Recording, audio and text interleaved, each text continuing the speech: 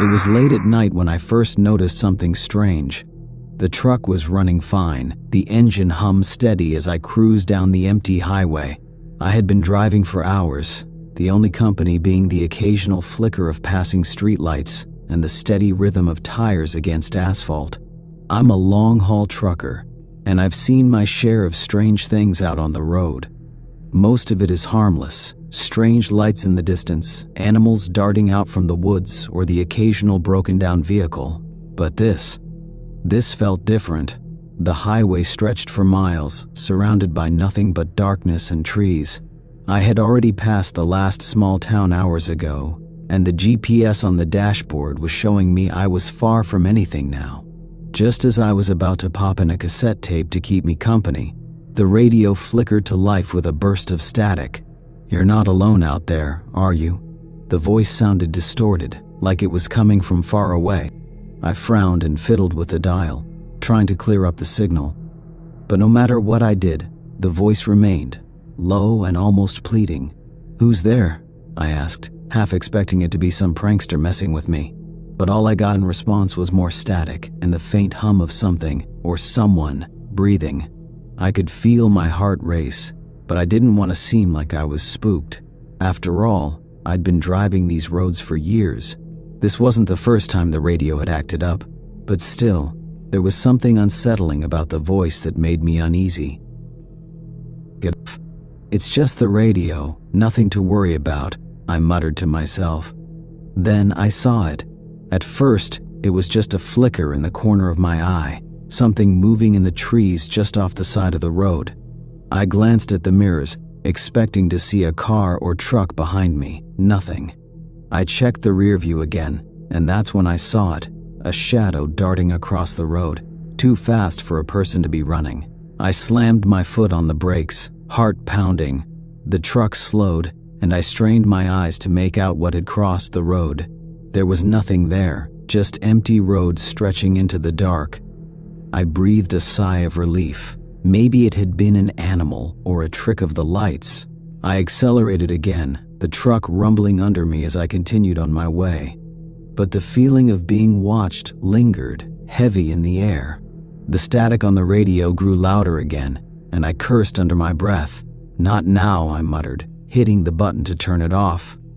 But instead of silence, I heard something even more disturbing, faint whispers, as if someone was talking just beyond the reach of the speakers. I couldn't make out the words, but the tone sent a shiver down my spine. There was a desperation to the whispers, like they were trying to tell me something, and then I heard it, clearer than before. "Get out, leave the road." I froze. The hair on the back of my neck stood up. That voice wasn't from the radio. It was too clear, too human. I looked around, but there was no one in sight, not a soul for miles. I pulled over to the side of the road, the truck's wheels grinding against the gravel as I turned off the engine.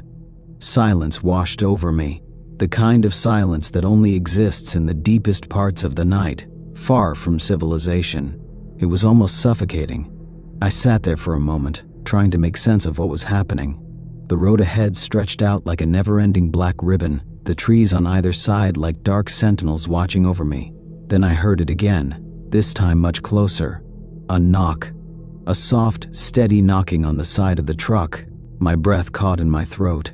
I glanced at the side mirror, half expecting to see someone standing there, but there was nothing. No one, just the dark, empty highway. I slowly opened the door, the cold air rushing in as I stepped out onto the pavement. The knocking continued, now coming from the other side of the truck. I hurried around to the passenger side, my pulse racing. I could feel the weight of the air pressing down on me, the silence so deep it was suffocating. When I reached the side, I stopped dead in my tracks. There, just a few feet away, was something that made my stomach drop. A hand. It was resting on the side of the truck, palm flat against the metal, fingers long and thin, with skin that looked unnaturally pale in the dim light. I stared at it, unable to move. Then the hand twitched. A low, rasping laugh came from the darkness, and I spun around to see a figure standing at the edge of the trees. A tall man, dressed in tattered clothes, his face hidden in shadow. His eyes glowed faintly, like coals in the dark, and a twisted smile spread across his face. "Leave. Before it's too late," the man whispered, his voice barely audible over the wind. I didn't wait to hear more. I jumped back into the truck, slamming the door shut and locking it. My hands shook as I fumbled for the keys, my heart pounding in my chest. The engine roared to life as I slammed my foot on the gas, the truck speeding down the road as fast as I could go. But no matter how fast I drove, I couldn't shake the feeling that something was following me. The road seemed to stretch on forever, the trees closing in like they were trying to trap me. Every now and then I'd catch a glimpse of something moving in the shadows, too quick to be a person, too dark to be an animal. I drove for what felt like hours, my eyes glued to the road, praying I'd see a sign of civilization. But the further I went, the more I realized something was wrong. The road was changing. The signs were becoming faded and illegible, the landmarks unfamiliar. I was no longer on a highway I knew, but on some twisted version of it. The whispers started again, low and haunting, coming from the radio. I reached to turn it off, but the dial wouldn't budge. The whispers grew louder, more frantic, until they filled the cab with their eerie sound. "Get off the road," they repeated over and over, the voices growing louder and more insistent. "You don't belong here." I glanced in the rearview mirror, and that's when I saw it. A figure, running alongside the truck. It was the man from before, his eyes glowing in the dark, his form distorted and twisted, like something out of a nightmare. His smile stretched unnaturally wide as he sprinted alongside me, his laugh echoing in the stillness. "Leave," he whispered again, his voice now a low growl. Foot on the accelerator, pushing the truck to its limit. But no matter how fast I went, the figure stayed with me, always just out of reach. The road ahead was now a blur, the trees closing in tighter, their branches reaching toward me like grasping hands. And that's when I knew there was no escaping. I had driven straight into something I couldn't understand, and I was trapped in its grip. I took a deep breath, the air thick with tension, and finally, I saw a sign, barely visible through the fog. It read, "Welcome to Nowhere." I stared at the sign in disbelief, my mind struggling to process what I was seeing. "Welcome to Nowhere." The words seemed to mock me, sending a chill down my spine. How could this be? I had never heard of a place like this, and yet here it was, looming in front of me, as if I had crossed into another world. The truck's headlights barely cut through the thickening fog, casting long, twisted shadows on the trees lining the road. The figure in the rearview mirror was still there, keeping pace with the truck, his distorted form a nightmare that I couldn't escape. I glanced at the dashboard. Everything seemed normal, but I couldn't shake the feeling that the road itself was changing. The asphalt under the tires felt wrong, like it was no longer solid but somehow fluid, like the world was slowly warping around me. I pressed my foot harder on the gas, desperate to outrun whatever was chasing me, but the more I pushed the pedal, the slower the truck seemed to go. It felt like I was driving through thick molasses, the engine roaring in frustration as if it too was fighting to break free. The sound of the man's laughter echoed in my ears, and I could hear his footsteps growing louder, closing in on me. "Leave now before it's too late." The voice seemed to come from everywhere. It was inside the truck, outside it, and even in my own mind. I wanted to scream, but my throat was tight with fear. Sweat beaded on my forehead as I glanced at the trees once more. I saw shapes moving in the fog, figures that were too tall, too thin to be human. They flitted between the trunks, their forms just out of focus, but I could feel their eyes on me, their presence pressing against the truck like an invisible force. Suddenly, the truck lurched, the tires skidding on the slick road. I slammed my hands on the wheel, trying to regain control. The truck jerked to the side, as if something invisible had grabbed hold of it and was pulling it off course. The road twisted, bending at odd angles, and the trees seemed to close in on me, their branches reaching out like skeletal hands. I turned the wheel sharply, trying to steer the truck back onto the road, but it was no use. The fog grew thicker, the visibility reduced to nothing. I could no longer tell where the road ended and the forest began. The man's laugh grew louder, closer, and I could hear the sound of his footsteps in the mist. I looked into the mirror again, but this time there was no figure, no glowing eyes, no twisted smile, just the darkness swallowing everything. Then, as if by magic, the fog parted. Ahead, I saw lights, a dim flickering glow in the distance. Hope surged in my chest. A town, a gas station, anything to get me out of this nightmare. I slammed my foot down, pushing the truck forward, but as I got closer, I realized something was terribly wrong. The lights were far too dim, the building shapes too distorted. It was like I was heading toward a ghost town, one that hadn't seen life in years. The truck rumbled to a stop in front of a dilapidated gas station. The pumps were old and rusted, covered in layers of dust. The building itself was falling apart, with broken windows and a door hanging off its hinges. The parking lot was empty, except for one old beat-up car parked near the entrance. There were no signs of life, no sound, except the steady hum of the wind. I killed the engine and stepped out of the truck, my legs shaky. The air was unnaturally cold, sending a chill through my bones. I took a few cautious steps toward the building, my heart pounding in my chest. Something was wrong. I could feel it. I was standing at the edge of something I couldn't understand, and I had no idea how to get out. As I approached the door, I heard the sound of footsteps behind me. My heart skipped a beat, and I spun around, expecting to see the man from before, but there was no one. The parking lot was empty, and the wind carried only silence. I hesitated, then pushed the door open, the creaking hinges loud in the stillness. Inside, the lights flickered weakly, casting eerie shadows on the cracked linoleum floor. The air was musty, stale, as if no one had been here for years. The shelves were bare, save for a few dusty cans and bottles. Behind the counter stood an old cracked mirror, reflecting nothing but the dim glow of the overhead lights.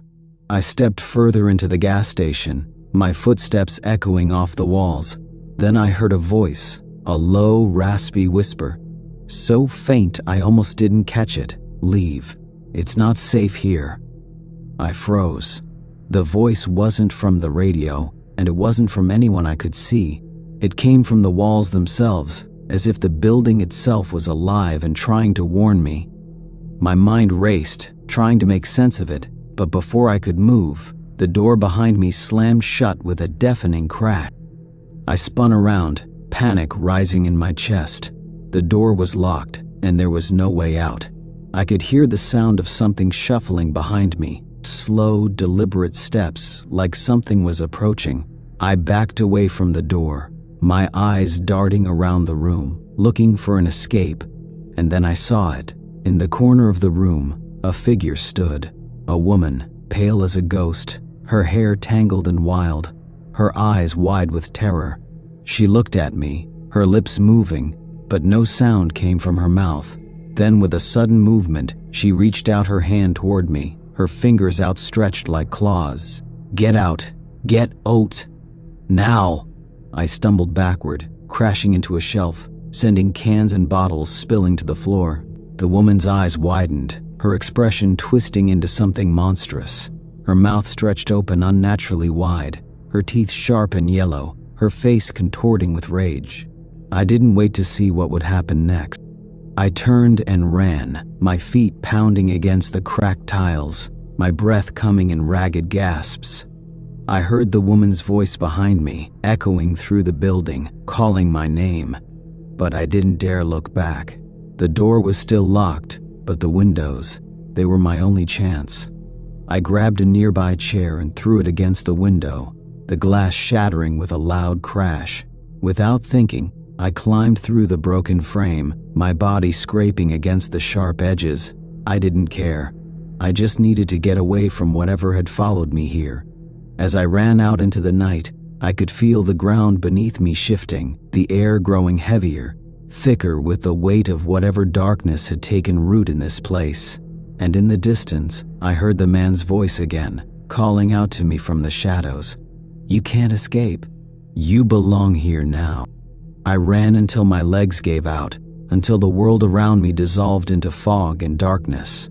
I didn't know where I was anymore, only that the road had swallowed me whole. There was no escape, no way out. And then, just as the last of my strength left me, the darkness closed in, and I was no longer alone.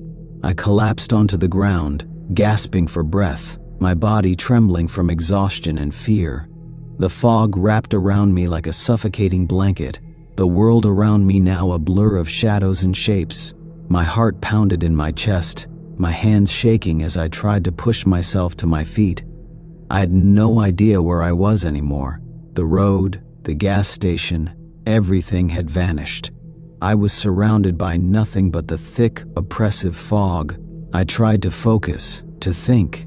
The last thing I remembered was the woman, her twisted face, her sharp teeth, the way she reached for me, her hand extending like some grotesque claw. The sound of her voice, calling out to me from the depths of the darkness, was still ringing in my ears. "Get out! Get out!" Now, I shook my head, trying to shake off the memory. I had to move. There had to be a way out. I wasn't about to let whatever that thing was trap me here. I stumbled forward, my feet dragging through the wet, soft earth beneath me. The air was damp, heavy with the smell of decay, and the trees around me seemed to loom closer with every step I took. The fog swirled around, making it impossible to see more than a few feet ahead, but I kept moving, pushing through the darkness, hoping for a glimpse of anything familiar. But all I found was more darkness. The road had disappeared completely. There was no sign of the highway, no sign of the truck, no sign of anything that had once been there. It was as if the world itself had folded in on itself, leaving me trapped in a place that existed outside of time and space. I felt the first stirrings of panic creeping in. The silence was deafening, broken only by the sound of my own footsteps. And then from the depths of the fog I heard it. A voice. It was faint at first, almost too quiet to hear, but it was there. It was the same voice I had heard earlier. The voice that had come from the radio, the one that had warned me to leave. Leave. Leave now, before it's too late. I stopped in my tracks, my blood running cold. The voice wasn't just in my head, it was real. It was coming from somewhere close, just beyond the fog. I strained my ears, trying to pinpoint where it was coming from, but the fog was thick, disorienting. I looked around frantically, my heart racing. There had to be something out there, someone, anyone, but the fog was so dense, the world so empty, that I might as well have been walking through a dream. "Help," I whispered, more to myself than anyone else, but the word hung in the air, swallowed by the fog, and was never heard. Then I heard something else, a low, guttural growl, coming from somewhere just beyond my reach. My breath caught in my throat, and I spun around, but there was nothing. No shadow, no figure, no movement, just the oppressive weight of the darkness pressing in. I didn't wait. I turned and ran, as fast as my legs would carry me, my heart pounding in my ears. My breath came in ragged gasps, my mind racing. I had to escape. I had to get away from whatever was hunting me. But the more I ran, the deeper I seemed to sink into the fog. It twisted around me, closing in, and I felt like I was running in circles, chasing after a phantom of my own mind. The growl came again, closer this time, like it was right behind me. I dared not look back. The ground beneath my feet seemed to shift, the earth soft and uneven, as if the very landscape was alive, changing with every step I took. I could hear branches snapping, leaves rustling, and the growl growing louder, louder still. It wasn't an animal. It wasn't a man. It was something else entirely, something ancient, something that didn't belong in the world I knew. I reached out, my hands brushing against the fog, trying to feel something solid, something real, but everything was unreal. The fog itself seemed to shift around me, forming strange shapes that I couldn't understand, figures that flickered in and out of view, like the memories of a nightmare. And then, just as I thought I couldn't take any more, I saw it, a flicker of light in the distance. It was faint at first, just a tiny spark in the overwhelming darkness, but it was something. It was a sign, a chance. I focused on it, not daring to look anywhere else. The light grew brighter, larger, and I pushed myself forward, stumbling over rocks and uneven ground, my legs aching with every step. The growl was behind me now, but the light was ahead. It was the only thing that mattered. As I got closer, I could make out shapes. The light was coming from a small, dilapidated house. The windows were broken, the door hanging off its hinges, but it was a structure. It was a place. It was something real. I ran toward it, my hand outstretched toward the door, desperate for refuge. But just as I reached for the handle, I heard the voice again. This time it was loud, booming in my ears, and I froze. "You shouldn't have come," the voice said, a low, malevolent growl. "You're already part of this place." I looked over my shoulder, and that's when I saw it. The figure was standing at the edge of the fog. It was tall, impossibly tall, its body shrouded in darkness, its features, but its eyes glowed like fire, burning with an intensity that seared into my soul.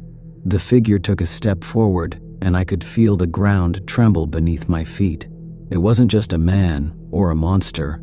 It was something older, something far more dangerous, something that had been waiting, watching. I didn't wait for it to come closer.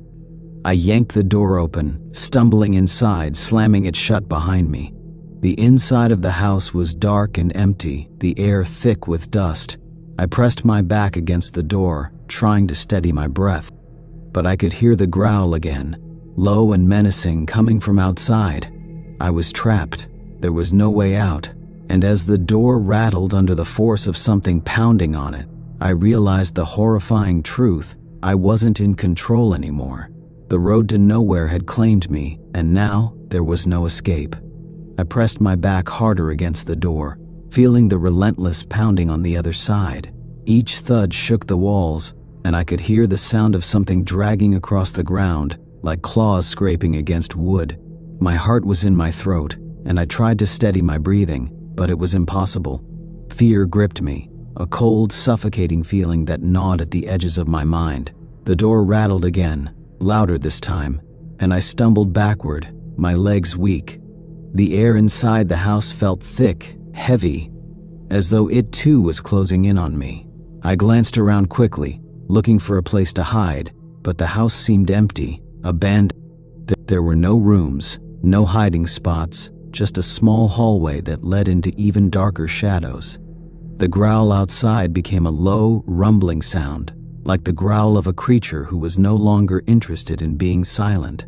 It was moving around the house now, circling it, as if it knew I was inside. I could hear its heavy footsteps, the unmistakable sound of something large and monstrous, scraping the earth with every step. I wasn't sure how long I stood there, my back pressed against the door, my heart hammering in my chest. The fear was overwhelming, but I forced myself to take a deep breath, to think. There had to be something I could do. This place, it wasn't real, was it? It couldn't be. But the longer I stayed, the more I felt like it was consuming me, pulling me deeper into its grip. Suddenly, the growl stopped. The silence that followed was even worse than the sound of the creature outside. It was as if the very air had gone still, as if time itself had paused. Then, a voice. It was low and harsh, like the voice of someone who had lived far too long in a place like this. A voice that echoed in my skull and made my skin crawl. "You can't run. You never could." I turned, my pulse quickening. The voice was coming from inside the house now, from the very walls themselves. The room seemed to warp and shift, the shadows flickering like they were alive. There was something in the air, something old and malicious, and it felt like it was suffocating me. I turned to face the voice, my eyes wide, and that's when I saw it. Standing at the far end of the hallway was the figure, tall and looming, its shape obscured by the shadows, but its eyes, those glowing, fiery eyes, were unmistakable. It was the same thing I had seen outside, the thing that had been chasing me. It wasn't just a man or a monster, it was something more, something older. Its form flickered like a mirage, constantly shifting, never quite solid. "You should have never come here," the figure said again, its voice reverberating through my skull. "You belong to the road now, and the road never lets go." I took a step back, my legs feeling weak beneath me. My throat felt tight, like I couldn't breathe, couldn't think. The fear was overwhelming, but I forced myself to move. I couldn't stay here.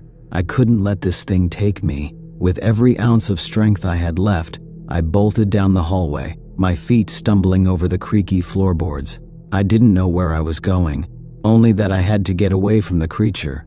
I had to get away from whatever this place was.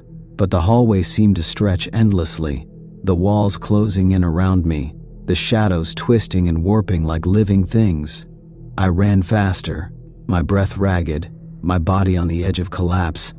But no matter how fast I ran, the hallway never seemed to end.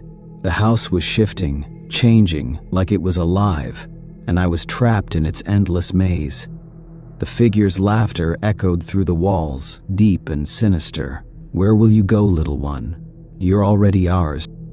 I could feel the pressure building, the weight of the house closing in around me. My legs gave out, and I collapsed to my knees, gasping for air. I was exhausted, my body screaming in pain. But there was no time to stop. Not now, not when it was so close. And then, from the darkness, I saw it. A door. A wooden door at the end of the hallway, standing open, as if it were waiting for me. I knew it was a trap, but I had no choice. It was my only chance. With all the strength I could muster, I crawled toward the door, dragging my body across the floor. The laughter from the creature grew louder, more mocking, but I didn't look back. I couldn't. I reached the door, my hand trembling as I grasped the handle, and I yanked it open.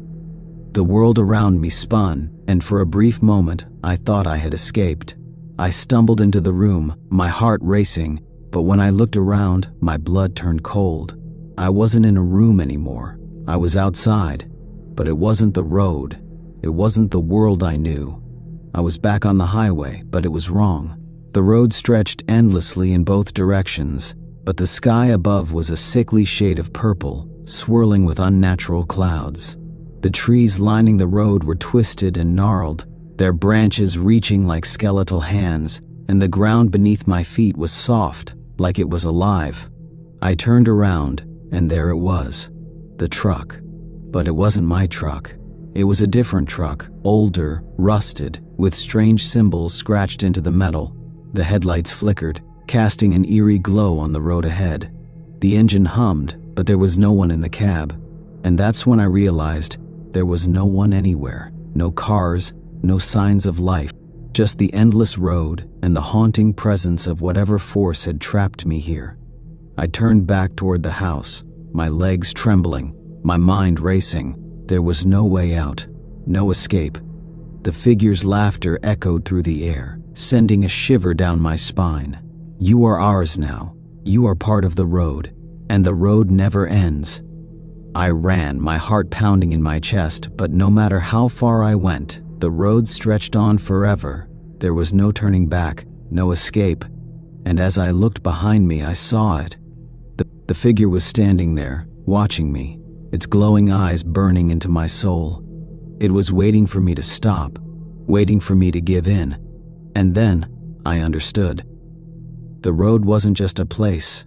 It was a prison where the lost could never escape, where they were trapped forever, driving and running and fleeing from the shadows that watched them from the edges. And I had become one of them. The road stretched out before me, endless and unforgiving. The figure with the glowing eyes stood at the edge of the fog, its presence an unshakable weight pressing down on my every thought. I couldn't stop running, couldn't stop moving, but I had no idea where I was going. Every direction was the same, Every step felt like I was sinking deeper into the void. I turned my head, looking over my shoulder once more. The figure hadn't moved, but I could feel its gaze. The air around me thickened, the fog swirling with an unnatural intensity, as if the very atmosphere was alive, hungry. I could hear the sound of footsteps behind me, slow, deliberate, as if the figure was following my every move without effort. I stumbled, my legs giving out beneath me, and I collapsed to my knees on the cold, wet asphalt. My breath came in ragged gasps, my chest tight with panic. My thoughts were scattered, fractured. I couldn't think straight. All I knew was that the road was consuming me, pulling me deeper into its nightmare, and I couldn't escape. The laughter came again. It was closer this time, echoing around me like 1,000 voices, mocking me, twisting the air itself. The sound of footsteps stopped, and for a moment, there was nothing but the deafening silence, the kind that pressed in on you like a physical force. Then the voice spoke again, low, smooth, almost affectionate. "You're never leaving, you know. Once you step onto this road, you belong to it. And the road, it never lets go." I shook my head, trying to fight back the growing despair that clawed at me. "No," I whispered. "No, I won't stay. I won't be a part of this." But my words felt weak, hollow. The fog seemed to press tighter around me, muffling my voice, swallowing my resolve. I struggled to stand, but my legs were trembling, barely able to hold me up. My mind raced, looking for any way out, but everything was wrong. There were no exits, no signs of hope. And then, I saw it. In the distance, beyond the fog, I could just make out a shape, a silhouette of a figure, standing motionless in the middle of the road. The figure wasn't like the others. It was different.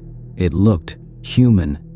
Its form was solid, grounded, unlike the shifting shadow of the monstrous entity that had been chasing me. It stood there, as if waiting for me. I forced myself to move toward it, my body protesting, every step feeling like an eternity. But there was something about the figure, something familiar about it. It wasn't the figure that had been hunting me, but there was something in its presence that made me believe it could help. Maybe it could give me an answer. Maybe it could help me escape. As I got closer, I saw more details. The figure was dressed in a faded old jacket and worn jeans. Its face was obscured, but I could see the outline of a hat, a worn-out trucker's cap. I stopped a few feet away from it, my voice trembling as I spoke. "Who are you?" I asked. "Are you here to help me?" The figure didn't move, didn't speak at first. It just stood there, silent. Then finally it spoke, its voice low and raspy like a memory half remembered. "You shouldn't be here, kid," it said, the words cutting through the silence like a knife. "The road doesn't let go. You've seen it now. You've felt it." I took a step closer, my desperation growing. "Please, tell me how to leave. How do I get off this road?"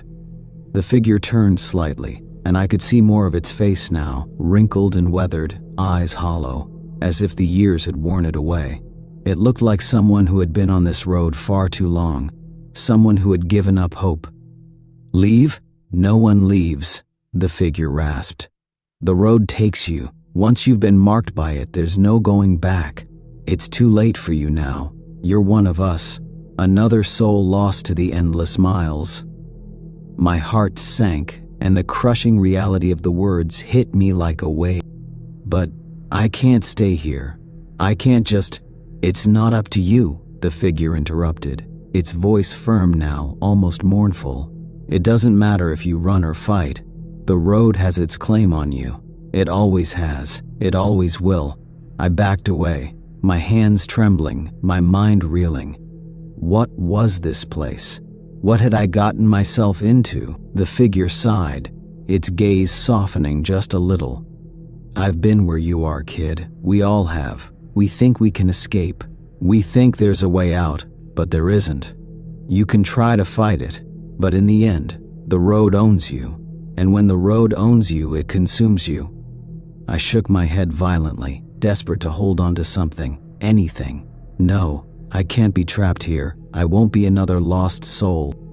The figure's eyes darkened as it stepped toward me, its voice dropping to a whisper. "You're already lost. You just don't know it yet." Suddenly, there was a sharp crack, like thunder in the distance, and the ground beneath my feet trembled. I looked up in horror as the fog seemed to deepen, swirling faster now, like the world was twisting itself inside out. I heard the growl again, louder this time, but not from the creature. This was different, closer, more real. And then I saw it, emerging from the fog, its eyes burning bright. The monstrous figure I had been running from stood before me now, massive and overwhelming, its shape shifting and writhing like smoke. The growl vibrated in my chest, and the figure let out a low, menacing chuckle. "You really think you can escape?" it taunted. "You're already part of us. The road will never let you go." The air around me thickened, the weight of it pressing on my chest. My body refused to move, frozen in terror as the monstrous entity moved closer, its eyes locking onto mine with an intensity that made my skin crawl. I looked back at the trucker figure, my last hope, but it was already gone, vanished into the fog as if it had never been there. The road stretched endlessly before me, the fog closing in, and I realized that there was no hope, no escape. I had been marked by the road, and it had claimed me, just like it had claimed so many others before me. I was a part of it now, a lost soul wandering the endless highway, doomed to wander for eternity. And as the monstrous figure loomed closer, its laugh echoing in my mind, I understood that the road to nowhere wasn't just a place. It was a prison, and I was trapped forever. I felt the weight of the fog pressing in on me, thick and suffocating, as the monstrous figure loomed closer, its burning eyes locked on mine. My heart pounded in my chest, each beat thundering in my ears, and I could feel the chill of hopelessness seeping into my very bones. The road stretched out in front of me, an endless, unyielding path that seemed to go on forever, and I knew now that there would be no escape. The growl grew louder, more ominous, as the creature moved, its form shifting and flickering in the fog. Every step it took seemed to echo across the desolate highway, as if the very ground beneath me was shaking with its presence. "You really thought you could run, didn't you?" The voice was deep and resonant, like the rumble of thunder. It seemed to come from everywhere, swirling around me, reverberating through my very soul. But this road, this place, was never meant to be escaped. It claims you, and once it does, there's no turning back. I took a step back, my legs trembling beneath me. My body screamed for me to move, to run, but it felt as if I were rooted to the ground, trapped in a nightmare I couldn't wake up from. The fog seemed to grow heavier, denser, and the shadows stretched unnaturally long, twisting into monstrous shapes that taunted me. I looked around frantically, hoping for something, anything, to break this nightmare. But there was nothing. The trucker figure had vanished, and the monstrous entity was closing in, its massive form filling the road ahead. Its glowing eyes burned with an intensity that made my breath catch in my throat, and I could feel its presence like a suffocating weight on my chest. "Now," the creature whispered, its voice curling around my mind like a dark temptation. "You will never leave. You will never be free. You are one of us." I couldn't breathe. I couldn't think. The fear was overwhelming, consuming me from the inside out. I wanted to scream, to fight, to do something, anything, but I was paralyzed, trapped in this hellish landscape. The creature stepped forward, its shape flickering and distorting with each movement, like a nightmarish apparition that refused to stay in one place. The ground beneath me trembled as if the road itself were alive, pulsing with a dark, insatiable hunger. I tried to push myself to move, but my legs felt like lead, too heavy to lift. My vision blurred as the fog thickened, and I felt a strange pressure building in my chest. It was as if the world itself was closing in on me, and there was nowhere to escape. Suddenly, the growl stopped. The air went still, and the silence was deafening. And then the voice spoke again, softer this time, almost soothing. "You don't have to fight, you know. There's no need to resist. The road is endless, and it will carry you wherever it takes you. You're not alone. We are all here. We are all part of it. A shiver ran down my spine as the creature's presence loomed even closer. I could feel its eyes on me, its gaze piercing through the fog, through my very soul. And as it drew nearer, the sense of inevitability settled over me like a dark fog. There was no escape, no salvation. This was my fate. But then, something changed. A strange sensation washed over me, a flicker of defiance, a spark of resistance that I hadn't felt before. It wasn't much, but it was enough. I shook my head, my voice trembling, but I managed to speak. I will not be part of you. I won't be your prisoner. The creature's laugh echoed through the air, like the sound of 1,000 voices whispering in unison. You think you can defy the road? You think you can escape? It has already claimed you. It has already marked you, and you will never be free. I closed my eyes, my hands clenched into fists at my sides. I couldn't give up.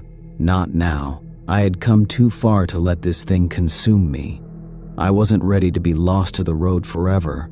With every ounce of strength I had left, I pushed myself to my feet, forcing my legs to move, to take a step. It felt like an eternity, the air thick with the weight of the fog, but I did it. I took one step, then another, each movement fueled by sheer desperation. The growl from the creature returned, but I didn't stop. I couldn't stop. The road stretched endlessly ahead, but I wasn't going to give in. Not yet. Not ever. I ran. It wasn't fast, it wasn't graceful. But I ran with every ounce of will I had, my feet pounding against the cold, damp asphalt. The fog swirled around me, but I kept moving, my heart pounding, my mind focused only on the next step, the next breath. The growl followed me, growing louder and louder, but I refused to look back. I refused to let fear control me. I had been running for too long. I had been trapped on this road for too long. I had to find a way out, and then, through the dense fog, I saw it. A light, a faint glow, like a beacon in the distance. It wasn't much, but it was something. It was hope. With renewed strength, I pushed forward, ignoring the pain in my body, the fear gnawing at my insides.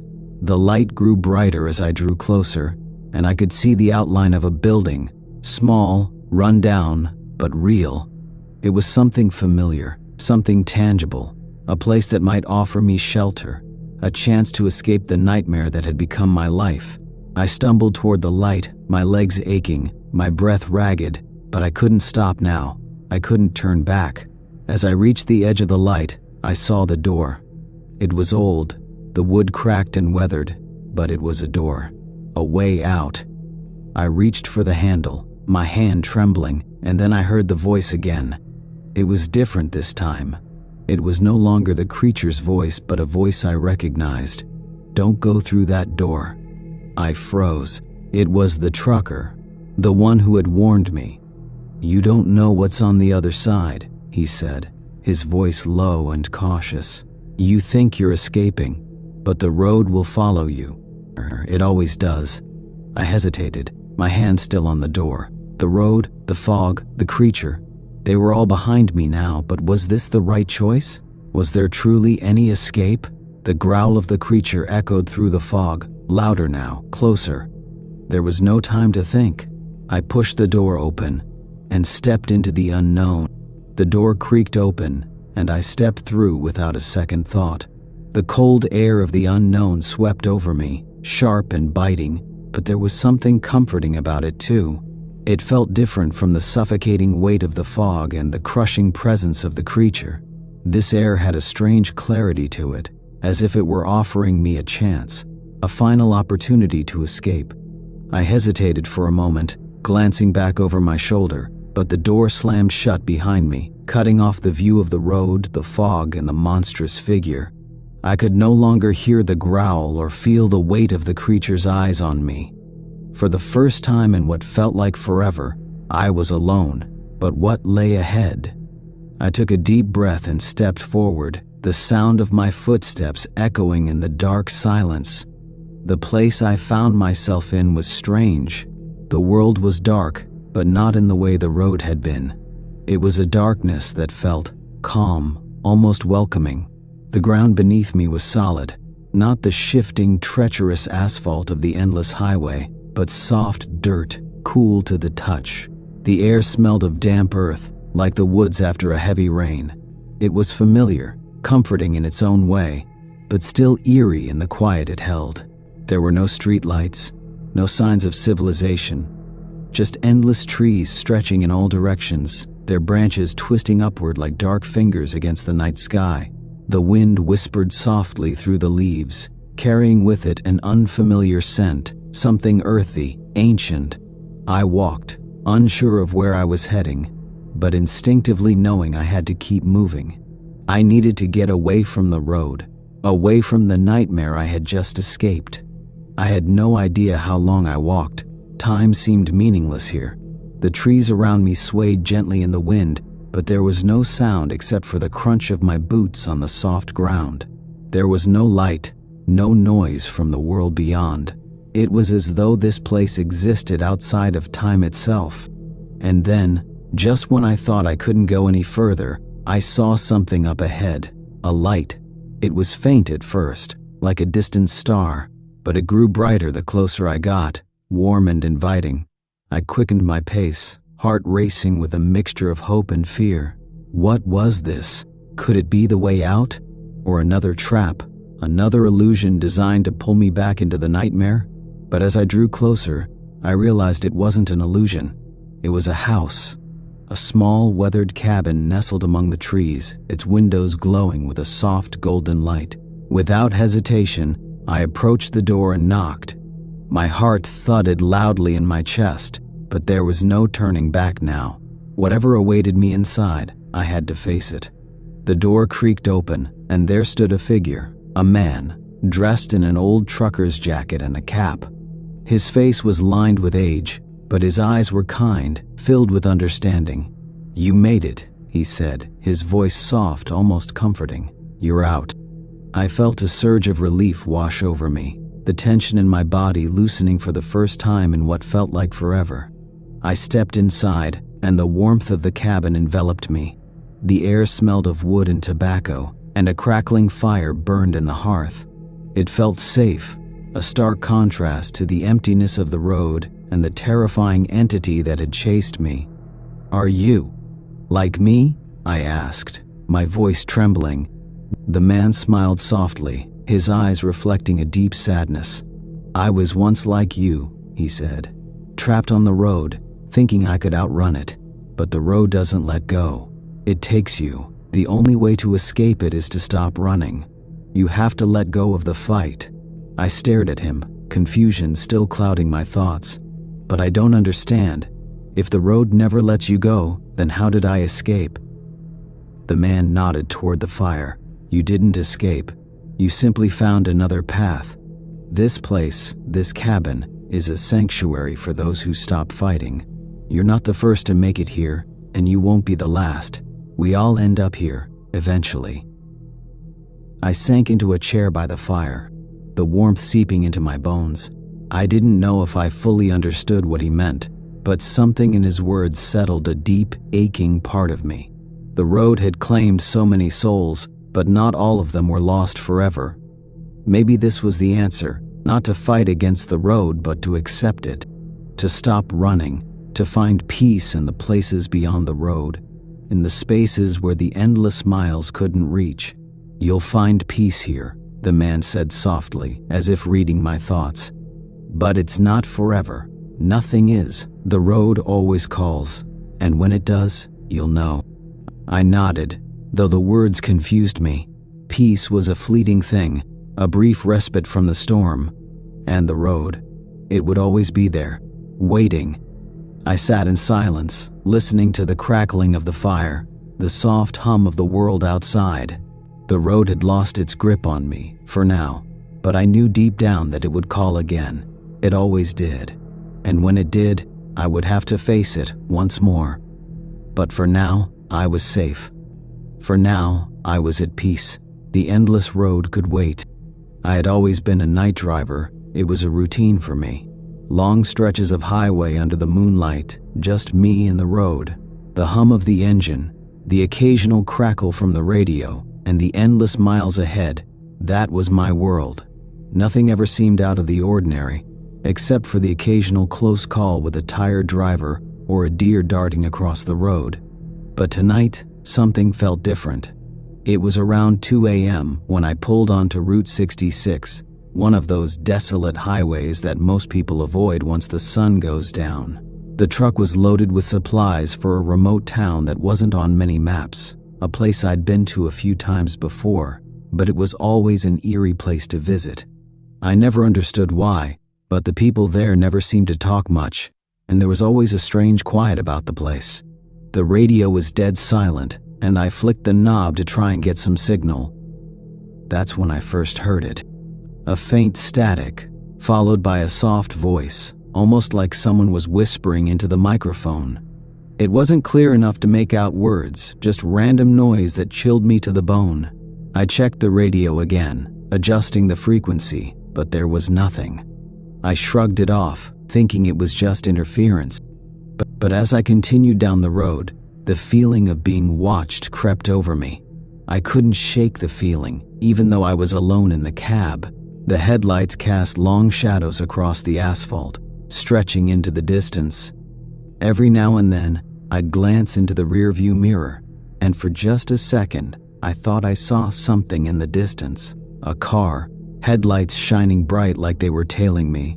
But whenever I looked again, it was gone. I'd tell myself it was just a trick of the mind, the tiredness creeping in. I'd been driving for hours, and the lonely road seemed to go on forever. Then I saw it, a figure standing at the edge of the highway. At first, I thought it was just a trick of the light, or maybe a hitchhiker, but something didn't feel right. The figure stood motionless, just staring at the passing trucks. I slowed down as I passed, eyes locked on it. It was a man, but he didn't move at all. His clothes were ragged, dirty. His face was pale, almost too pale, and his eyes, those eyes were wide open, like he hadn't blinked in ages. I felt a shiver run through me. I'd seen my share of strange things on the road, but nothing like this. I had a sudden urge to stop and ask if he needed help, but I knew better. There's a reason people don't stop on roads like these. You just don't. I sped up, my foot heavy on the gas, trying to push the thought of the figure from my mind. The wind outside started to pick up, howling through the cracks in the windows, but I didn't dare roll them down. The engine roared louder as I shifted gears, and I tried to distract myself by focusing on the road ahead. But then, it happened. A strange noise echoed from the back of the truck. It wasn't the usual creaking of the load shifting. It was something more sinister. My heart skipped a beat as I looked at the rearview mirror. Nothing was there. I brushed it off, but my unease was growing. I couldn't explain it, but I had the feeling that something or someone was in the back of the truck, something that wasn't supposed to be there. The noise came again, louder this time. It was like something or someone was knocking on the walls of the cargo hold. Panic began to rise in my chest. I was miles from the nearest town. The road was empty, and there was no one else around. Should I pull over? What if it was just the load shifting? But no, this felt different. I didn't pull over. I couldn't. Something inside me told me to keep driving. The seconds seemed to stretch into eternity as I pushed down on the accelerator, the truck speeding down the dark highway, the headlights cutting through the night. The knocking continued, rhythmic and steady. My hands tightened on the steering wheel, my knuckles white with the pressure. My breathing was shallow. I dared not look back. Then the radio crackled to life again, this time much clearer. The voice, no, it wasn't a voice. It was a low growl, almost animalistic but unmistakably human. It said just one thing: let me out. I froze. My foot lifted off the gas, and for a moment, the truck drifted. My heart pounded in my chest, my eyes wide as I glanced around, trying to make sense of what was happening. I was terrified, but I couldn't stop. I had to keep moving. But the knocking didn't stop. In fact, it grew louder, more urgent. I could feel it vibrating through the truck, through my bones. Something was in the back, something that wanted out. I glanced in the rearview mirror again, but all I saw was the endless stretch of highway. There was no way I was pulling over. Not out here, not now. I gripped the wheel tighter, focusing on the road, my mind racing. Was it just my imagination, or was there something truly out there? Suddenly, the knocking stopped. I felt a cold shiver go down my spine, and a strange silence took over the truck. But that wasn't the worst of it. The worst was the sense that I wasn't alone anymore. From the corner of my eye, I saw something moving in the shadows of the cab. A figure, crouched low, just at the edge of my vision. I quickly turned my head, but there was nothing there. The truck was empty, just me and the road. But I couldn't shake the feeling that something was watching me, waiting for the right moment. Then the radio crackled again, louder than before. This time, the voice was clear, unmistakable. "I'm right behind you." I slammed my foot on the gas, the truck lurching forward. The sound of the engine roared in my ears, but all I could hear was that voice, echoing in my mind. The figure I had seen, the figure in the shadows, was it real? I couldn't tell. All I knew was that I had to get away. The wind picked up again, howling through the truck. My eyes darted between the rearview mirror and the road ahead. But no matter how fast I drove, the feeling never left. It was like something was right behind me, chasing me through the night. I kept driving, faster and faster, the miles stretching out like an endless nightmare. The road seemed to stretch on forever, with no end in sight. And then, just as suddenly as it had started, the feeling lifted. The air grew still, the knocking stopped, and the radio fell silent. I didn't stop until I reached the town. When I finally parked the truck, I almost couldn't get out of the cab. My hands were shaking, my body drenched in sweat. I looked around, expecting to see something lurking in the shadows, but there was nothing. Just the quiet of the deserted town. But I knew what I had felt, and I knew what had followed me. The memories of that night stayed with me long after I unloaded the truck. My name's Jack, and I've been a trucker for over 15 years. I've driven through just about every kind of weather, down every kind of road, and across every kind of terrain. But what happened to me on one particular night, well, it still haunts me. To this day, I can't drive through the midnight hours without feeling a chill run down my spine. I'd never believed in ghosts or anything like that, but what I saw that night, I can't explain. It started like any other night, the usual loading up of my rig, the usual haul through a stretch of empty road. It was just after 11 p.m. when I finally hit the road, heading toward a small town in the middle of nowhere. I'd been on this route dozens of times, so I knew the road well. The moon was full that night, casting an eerie glow across the desolate highway. The truck's engine hummed steadily beneath me, and the radio was playing some old country tunes. I was a long way from home, but that didn't bother me. I'd learned to enjoy the solitude. The endless miles of road were like a second home to me, and the quiet hours allowed me to think without distractions. But that night, something felt off.